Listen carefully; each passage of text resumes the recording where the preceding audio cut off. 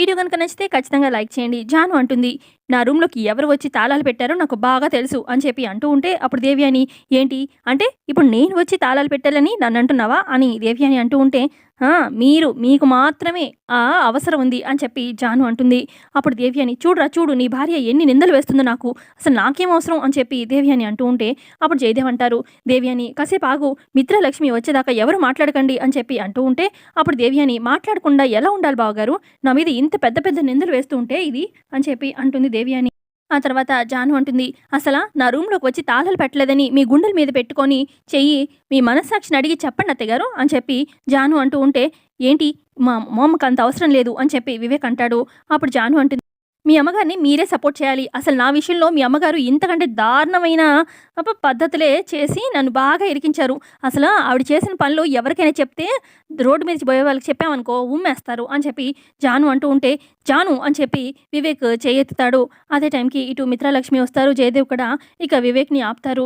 ఏంట్రా భార్య మీద అలా చేయెత్తుతావు అని చెప్పి మిత్ర కూడా అంటుంది. కన్న తల్లిని అనరాని మాటలంటే ఏ కొడుకు మాత్రం చూస్తూ ఊరుకుంటాడు మిత్ర.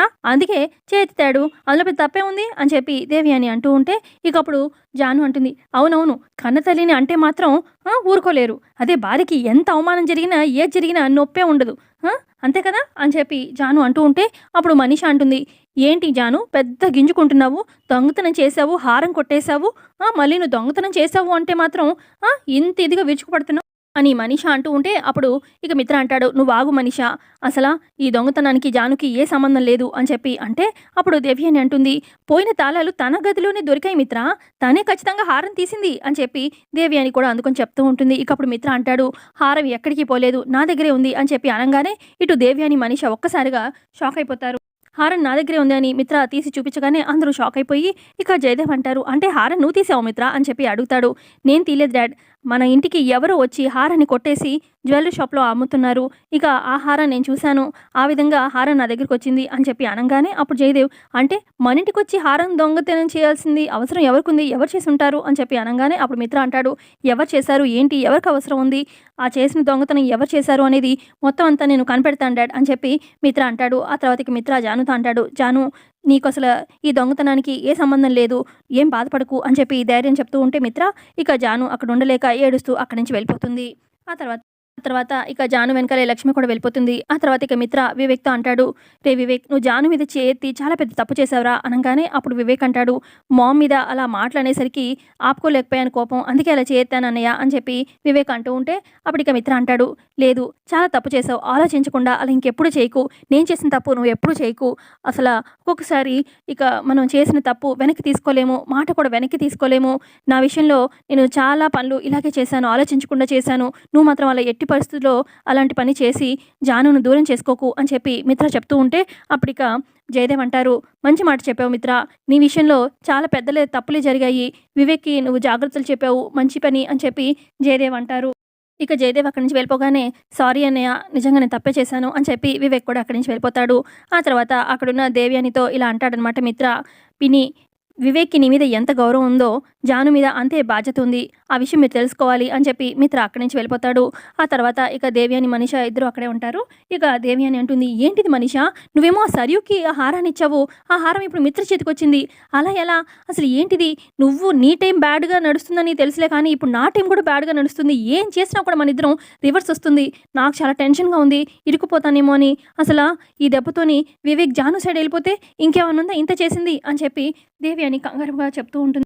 ఇటు మనీష కూడా అంటుంది, అసలు ఆ సరియు ఏం చేయాలనుకుంటుంది నన్ను, అసలు ఎక్కడ అమ్మింది ఆ హారాన్ని, అసలు ఆ సరియుని ఏం చేసినా పాపం లేదు అని చెప్పి అంటూ ఉంటే, నీ తిప్పలేవో నువ్వు పడు మనీష, అసలు నీ వల్ల నేను ఇరుక్కుపోయేలాగున్నాను అని చెప్పి దేవయాని అంటూ ఉంటే, ఆంటీ మీ తిప్పలు మీరు పడండి, ఆ సరియుని ఏం చేసినా తప్పులేదు, ముందు ఆ సరికి ఫోన్ చేసి దాని క్లాస్ పీకాలి అని చెప్పి మనీష అక్కడి నుంచి వెళ్తుంది. ఇటు జాను రూమ్లో ఏడుస్తూ ఉంటే ఇక వస్తుందన్నమాట ఓదార్చడానికి లక్ష్మి. ఏంటి చిన్నపిల్లలా ఏడుస్తున్నావు అని చెప్పి జాను అంటుంది లక్ష్మి.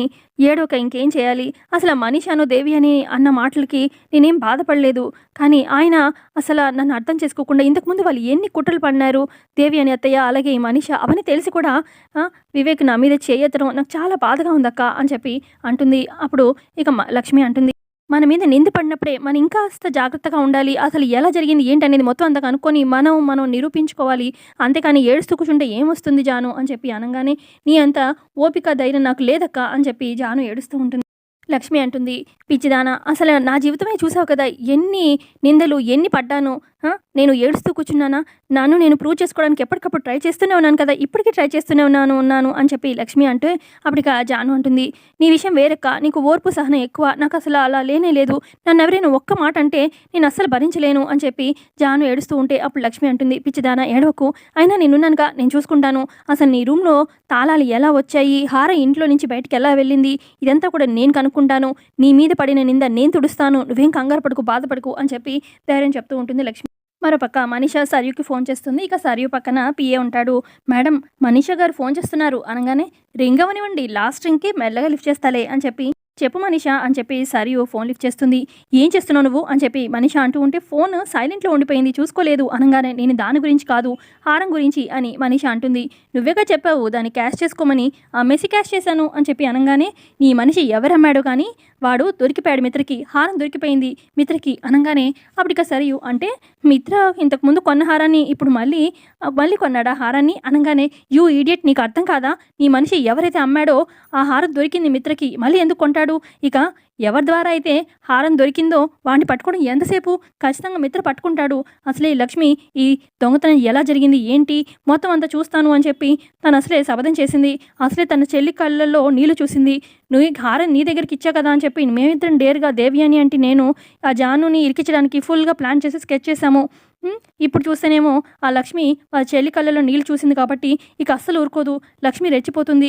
ఇక నేను దొరికిపోయేలా ఉన్నాను, మన ఇద్దరం దొరికిపోతాము అని చెప్పి మనీషా అంటూ ఉంటే, అప్పుడు సరియు ఏం ప్రాబ్లం కాదు, అంతదాకా వస్తే నేను చూసుకుంటాను అని చెప్పి ఫోన్ పెట్టేస్తుంది. ఏంటి మేడం, ఆ లక్ష్మి గురించి మీకు తెలుసు కదా, అంత డేర్గా ఎలా ఉన్నారు అని చెప్పి పిఏ అంటూ ఉంటే, అప్పుడు సరియు అంటుంది, ఏం కాదు, ఆ లక్ష్మి గురించి నాకు తెలుసులే కానీ ఒకవేళ అంతదాకా నా దాకా వస్తే ఆ మనీషా పేరు చెప్పేస్తాను, మనీషాని ఇరుక్కుంటుంది అని చెప్పి సరియు అంటుంది. మరోపక్క జాను రూమ్లో కోపంగా కూర్చునుంటే ఇక వివేక్ దూరంగా చూస్తూ ఉంటాడు.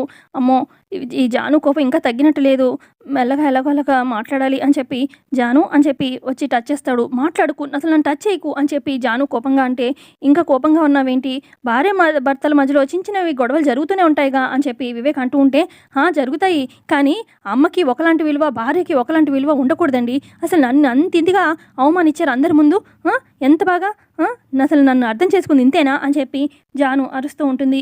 ఇక అప్పుడే అటువైపుగా వెళ్తున్న లక్ష్మి చూస్తూ ఉంటుంది వీళ్ళిద్దరు గొడవని. ఆ తర్వాత జాను అక్కడున్న పిల్లో కిందకి ఇసిరేస్తుంది. ఏంటి దీన్ని కిందకి ఇసిరేసావు, నువ్వు కింద పడుకుంటావా ఏంటి అని చెప్పి వివేక్ అంటూ ఉంటే, నేను ఎందుకు పడుకుంటాను, నువ్వే పడుకుంటావు అని చెప్పి జాను అంటుంది. అప్పుడు వివేక్ అంటాడు, హలో ఇది నా ఇల్లు, నేను ఎందుకు కింద పడుకుంటాను అనగానే, సరే అయితే నేను వెళ్ళి బయట పడుకుంటాను అని జాను అంటుంది. అదేంటి, నువ్వు బయటికి వెళ్ళి నా పరువు తీకు అని చెప్పి జానుతో అంటాడనమాట వివేక్. ఇదంతా చూస్తూనే ఉంటుంది లక్ష్మి. ఓకే, మీ పరువు పోతుందని చెప్పి అంటున్నారు కదా, అసలు వాళ్ళు వచ్చి మన రూమ్ వెతికారు, నా మీద అంత పెద్ద నింద వేశారు, మీకు అదంతా ఏమీ అవమానంగా అనిపించట్లేదు కదా, సరే అయితే మీ పరువు పోతుంది అంటున్నారుగా, అసలు నన్ను టచ్ కూడా చేయొద్దు, నేను కింద పడుకుంటాను అని చెప్పి జాను కోపంగా కింద వేసుకొని కింద పడుకుంటూ ఉంటుంది. ఇక వివేక్ ఏం చేయలేక బెడ్ మీద ఎలా కూర్చుని ఉంటాడు. ఇక లక్ష్మి కూడా అక్కడి నుంచి వెళ్ళిపోతుంది.